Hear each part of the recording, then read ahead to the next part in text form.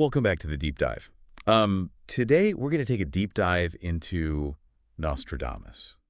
Oh, Nostradamus. Yeah, I don't know about you, but Yeah. those prophecies have always just kind of captivated me. Absolutely. And we're working with this PDF Nostradamus book 2022.pdf as our main source. Oh, yeah. And it's fascinating. Yeah. There's so much more to this book than just like those Right. cryptic quatrains that everybody talks about. Yeah, the historical context really jumps out at me. Oh, yeah. You know, Nostradamus wasn't just some kind of fortune teller operating in a vacuum. Right. You know, he was writing during the 16th century in Europe, Oh, wow. a time of just crazy religious and political upheaval. Oh, yeah. When you think about like the Inquisition, the rise of Protestantism wars all the time. Right, It's yeah. just a pressure cooker of change and uncertainty. Absolutely. And you can really feel that tension in his writing. Oh, yeah. For example, like in the preface he wrote to his son Caesar, Right. that's included in our source material. Yes. It's almost like a confession, laying bare all of his motivations and his fears. It's remarkable. He Yeah. talks about these like astronomical assurances guiding his prophecies. Right? Almost like he's, getting divine downloads from the stars. I love that. But then he goes on and he admits Yeah. that he's being deliberately ambiguous with his language. Right. Almost like a code to protect himself. Right. Yeah, it's like this constant dance between, Exactly. claiming divine inspiration, Right. but then hedging his bets. Right. Like one wrong word Uh-huh. could land him in some serious hot water Yeah. with the church. Oh, absolutely. It's high stakes. I mean, this was the time when expressing dissenting views, especially about the future, yeah. could be so dangerous. Right. We're not just talking censorship here. We're Wow. talking accusations of heresy, imprisonment, Wow. even torture. So when he talks about this vulgar advent, Right. like this future time when people are going to understand his prophecies, Mm-hmm. Uh-huh. it's almost chilling. It is. It's like he knew he was walking a tightrope, Yeah. but he believed that his message would resonate, for centuries. And it has. It has. Centuries later, we're still trying to decipher these quatrains, Right. connecting them to historical events. Yeah. Which, by the way, is like a very tricky business. Oh, yeah. People forget that interpreting Nostradamus Right. isn't about finding these one-to-one, correspondences. Right. It's more like these poetic puzzles Right. full of symbolism and metaphor open to multiple readings. Okay. Yeah. So let's do some puzzle solving. Yeah. I've got a few quatrains here that I picked out Okay. that I thought were really interesting. Great. And remember, dear listeners, Yeah. we're not claiming that these are like, definitive interpretations. Sure. Just exploring some of the possible layers of meaning here. Sounds like fun. All right. How about this one from Century Quatrain 33? The cities of Tours, Orleans, Blois, Angers, Reims, and Nantes are troubled by sudden change. Wow. I mean, right off the bat, we've got all yeah. these major French cities Right. and this sense of upheaval. Mm-hmm. It's almost impossible to not think of like the French wars of religion, Yeah. that period of intense conflict and social unrest. You're absolutely right to point to that historical connection. Yeah. The wars of religion were such a defining moment in French history, Right. and Nostradamus would have been keenly aware of the turmoil they caused. But remember, these quatrains often work on multiple levels. Oh, for sure. This could also be a broader commentary on the fragility of power, Yeah. the way that seemingly stable cities can be upended Right. by unexpected events. It's so fascinating. It is? It's like a historical Rorschach test. Oh, I like that. We bring our own knowledge and our own biases Yeah.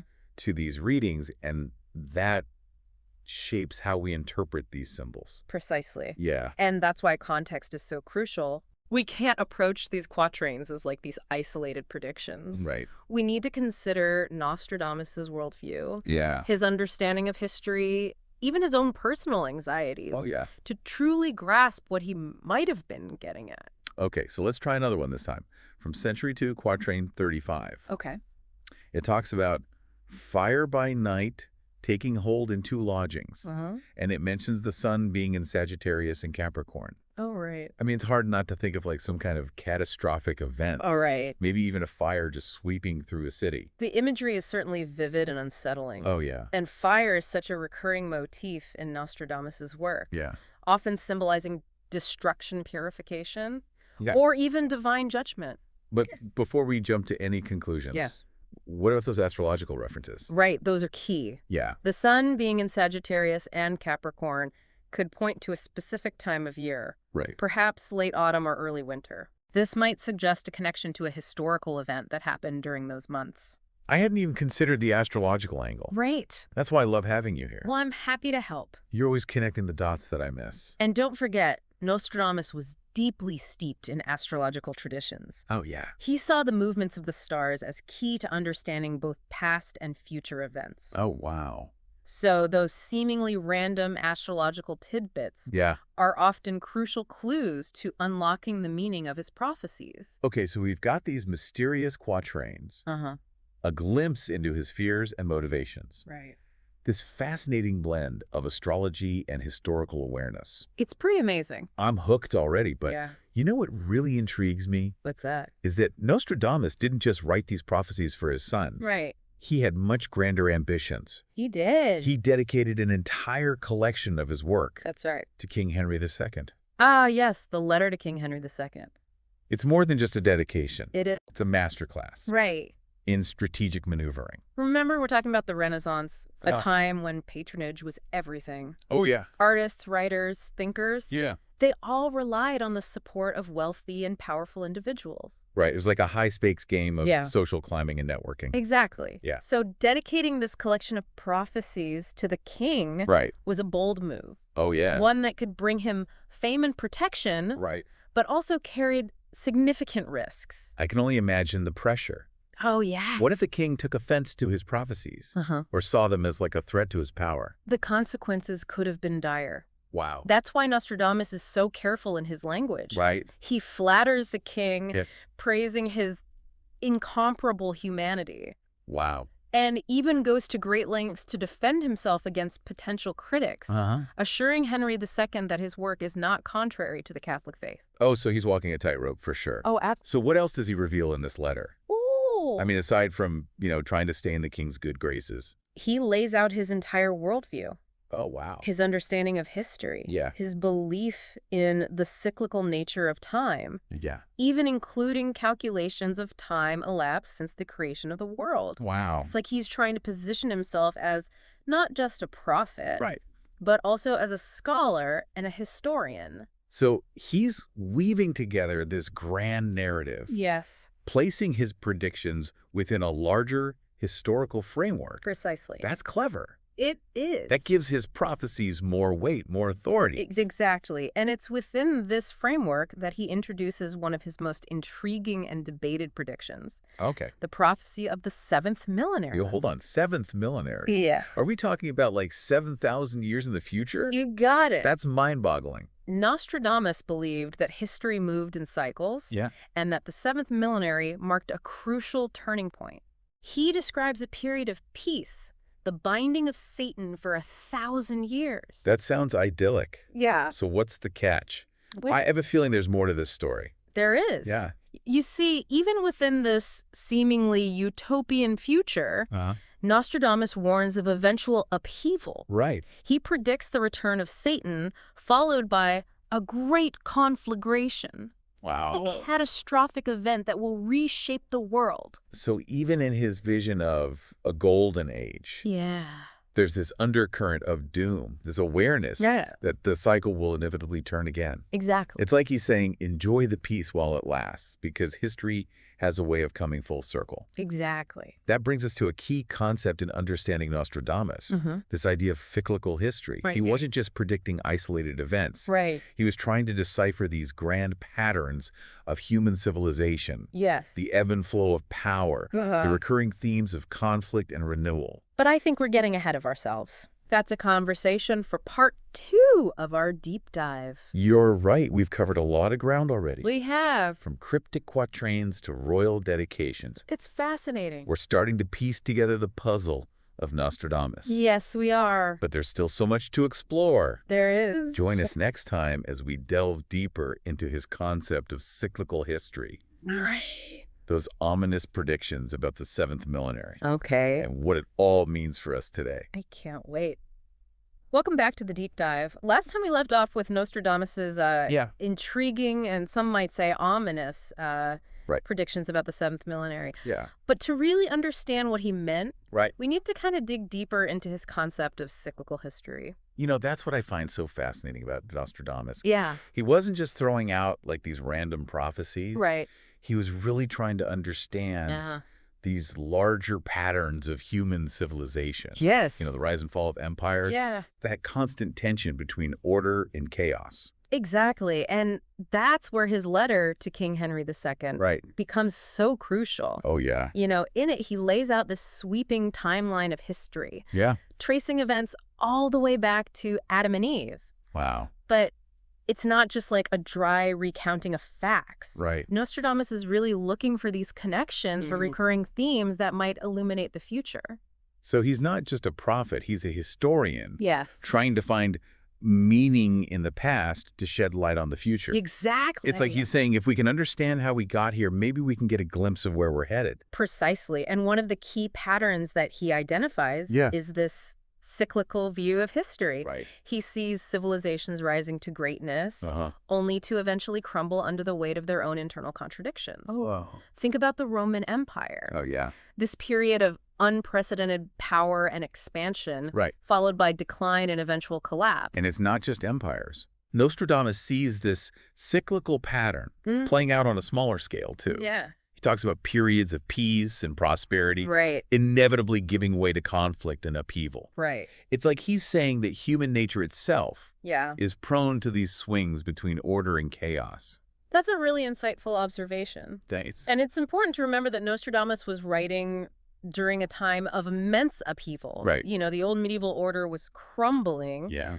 The Protestant Reformation was challenging the authority of the Catholic Church. Right. And Europe was constantly embroiled in wars. It seems like he was living in pretty chaotic times. It was a chaotic time, so it's no wonder that he saw history as this turbulent cycle of change. Right. So when he talks about the seventh millenary, this period of peace, followed by the return of Satan and a great conflagration, Right. it's not just some random apocalyptic vision. No, it's not. He's placing it within this larger framework of cyclical history, Yeah. suggesting that even a golden age can't last forever. Exactly, and it's this tension between hope and despair, Yeah. between the possibility of progress and the inevitability of decline, Right. that makes Nostradamus so compelling. It does. He's not just a doomsayer. Right. He's acknowledging the complexities of human history, Yeah. the way that even our greatest achievements contain the seeds of their own destruction. It's a sobering thought, but it's also kind of empowering. It is. Because if we can understand these cycles, Yeah.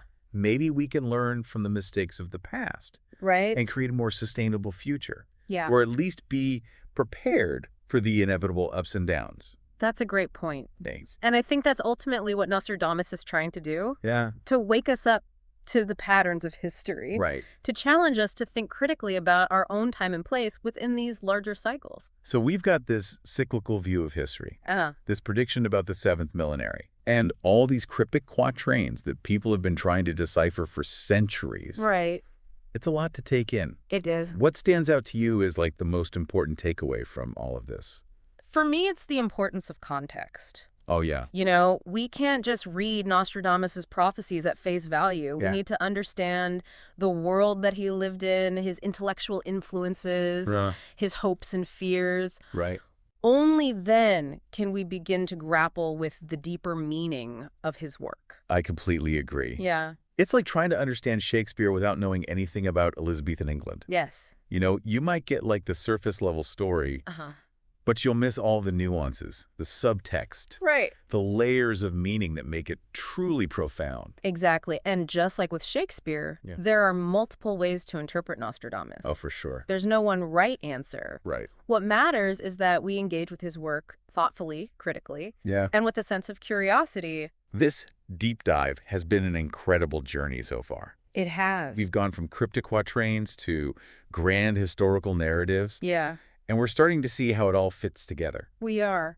But there's still one piece of the puzzle that we haven't fully explored. Right. Those vivid, often unsettling images Yes. that populate Nostradamus's prophecies. Right. From fire from the sky to horrible fish with a human face.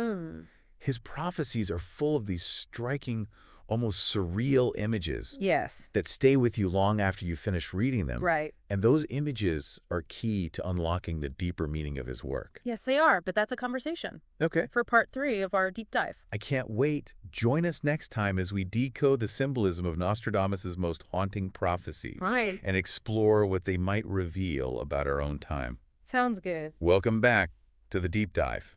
We've been on quite a journey Yeah. through the world of Nostradamus, exploring his historical context, his concept of cyclical history, even those intriguing predictions about the seventh millenary. But I have to say, what really captivates me are those vivid, often unsettling images that populate his prophecies. You're absolutely right to highlight that aspect of his work. Yeah. Nostradamus wasn't content with just stating facts or making predictions. Right. He wanted to create a visceral experience for the reader, Yeah. to evoke a sense of wonder, dread, Right. and ultimately reflection. Yeah. And those images, often drawn from biblical prophecy mythology, even folklore, Right. are key to understanding the deeper meaning of his work.